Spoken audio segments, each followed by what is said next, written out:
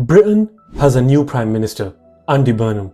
Just weeks after Keir Starmer dramatically resigned outside Downing Street, the King of the North has taken the keys to number 10. No proper leadership contest really, just a swift coronation and ultimately another rapid change at the very top of British politics. And this actually makes Andy Burnham the latest in an extraordinary run. 6 different prime ministers in roughly 10 years. From Theresa May to Boris Johnson, the 49-day Liz Truss experiment, Rishi Sunak, Keir Starmer, and now Burnham. It almost feels like Downing Street has a revolving door. And the question that always comes to mind is that why does this keep happening? Is Britain really that ungovernable right now? And what does the arrival of Andy Burnham as Prime Minister actually mean for the current status and also for the future and several years down the line? So let's just spend the next few minutes trying to break this all down. The full story of Keir Starmer's exit, the rapid rise of Andy Burnham, the actual deeper reasons behind this whole chaos, and where the country actually goes from here. Because this truly is one of the most important political shifts in modern British history. So I feel like it's actually important to understand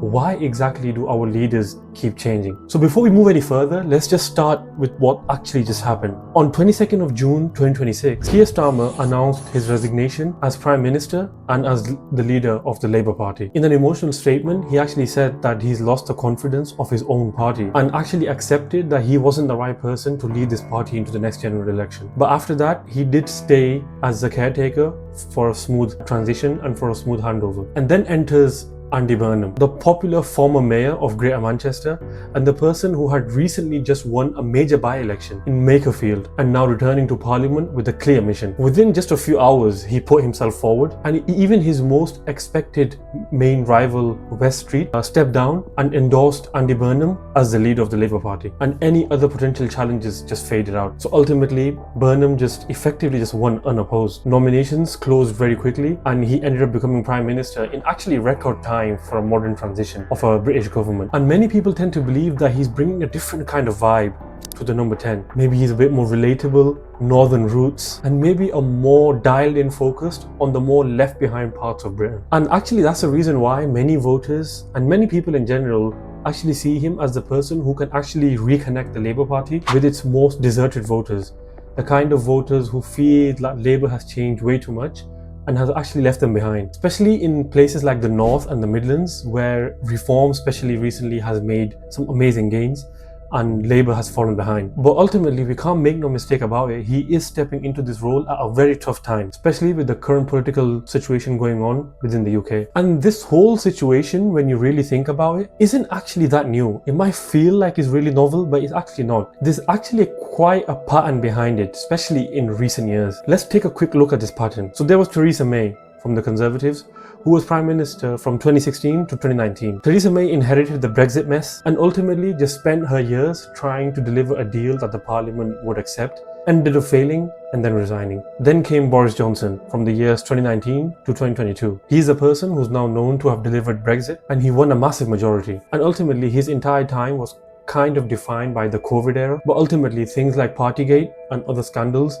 destroyed the trust that he had with the public. This also resulted in a lot of internal revolt within the party, which ultimately meant that he had to resign. Then of course, Liz Truss, Prime Minister for 49 days in 2022. She even presented a mini budget which spooked the hell out of the markets in the UK, caused a crazy amount of chaos, and ultimately resulted in her being out of the job faster than almost anyone in history. Then there was Rishi Sunak from 2022 to 2024. His main aim was to try and restore some stability into the government and within the economic situation at the time. But the main problems that he faced were things like inflation, the cost of living crisis, and this actually pushed towards many people in the UK struggling to meet their basic necessities and struggling a lot due to the cost of living crisis. And this actually resulted in him losing the 2024 general election really heavily. And the person he lost the election to, Keir Starmer, who was Prime Minister from 2024 to 2026 and has just resigned recently, like we spoke about before. But it didn't start off as doom and gloom for Keir Starmer. He won a landslide victory, a really major event, one that promised some stability and some settlement, especially after a lot of years of chaos at the top of the British politics. But again, many challenges started emerging, obviously the main one being economic pressures, the cost of living crisis, which was also fueled quite heavily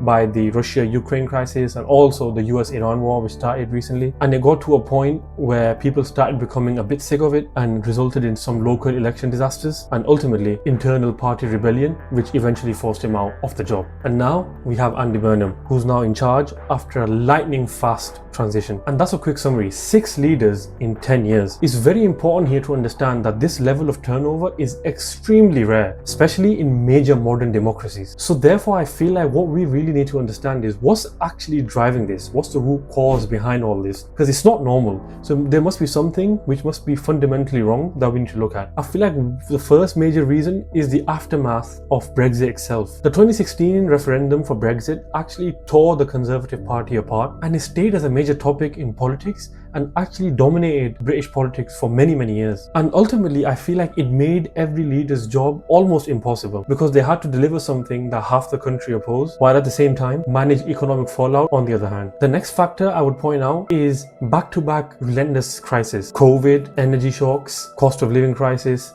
inflation, the Russia-Ukraine crisis, the US-Iran war, resulting in things like stagnant wages and housing crisis. And it almost feels like each new leader inherits a full inbox of these problems without much room to maneuver and actually try to fix them. Another important point to note is voter expectations versus reality. Understandably, most people in the UK want really quick fixes to a lot of their problems. You know, things like bills, immigration, NHS. People want all these things to be fixed up overnight. And especially with the boom of social media and things like X and TikTok becoming more and more rampant, causes an extreme amount of pressure on the government and ultimately amplifies each failure almost instantly, which then results in the fact that leaders who end up overpromising crash really hard when delivery is actually much slower than expectations. Another really important point to note is party fragmentation. The rise of Reform UK on the right and now the Green Party on the left actually squeezes the main parties and puts a lot of pressure on them, which was non-existent before. It's clearly caused a squeeze on the two main parties, and we've seen that because of this, internal rebellions tend to happen a lot faster when MPs fear losing their seats. The next reason I would point out is the 24/7 scrutiny and short-term politics. Scandals that once used to fade away now actually end people's careers. And I feel like this kind of results in leaders focusing on surviving the next news cycle and the next round of rumors and news on social media instead of actually thinking of long-term strategies. Because this kind of a system does reward extremely bold promises but punishes the messy compromises that are actually needed to govern. And the final factor I would talk about is structural pressures, especially in Britain where we operate a first-past-the-post system. And let's not get it wrong, it is a system that can produce large majorities, but at the same time it can also cause huge swings. And when this is now combined with economic stagnation and regional divides, it tends to create almost instant volatility within the system. And as a result of this, the overall political climate seems to appear very unstable at the top. And it leaves us in a very interesting situation to see whether Andy Burnham manages to break this cycle or does he just become another name on this long list. And while we think about that, I feel like it's so important to talk about where does this actually leave Andy Burnham, because he's promising a more practical, people-focused government, you know, focusing on tackling things like regional inequality, the cost of living, and almost directly competing head-to-head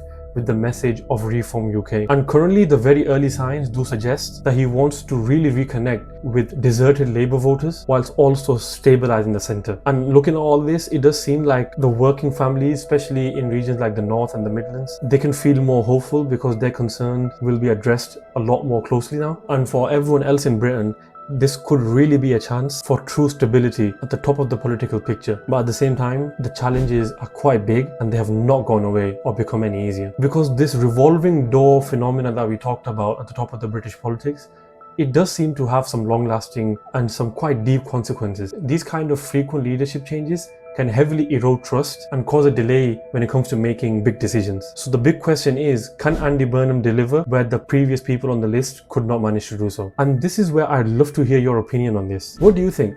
Can he break the cycle, or will we just end up seeing more change soon and maybe even an early general election? Because Nigel Farage has clearly called for it. Do drop your thoughts in the comment section below. And at the same time, don't forget to like the video, subscribe and hit the bell icon. But with that being said, that's all from me for now. Thank you very much for watching. Goodbye.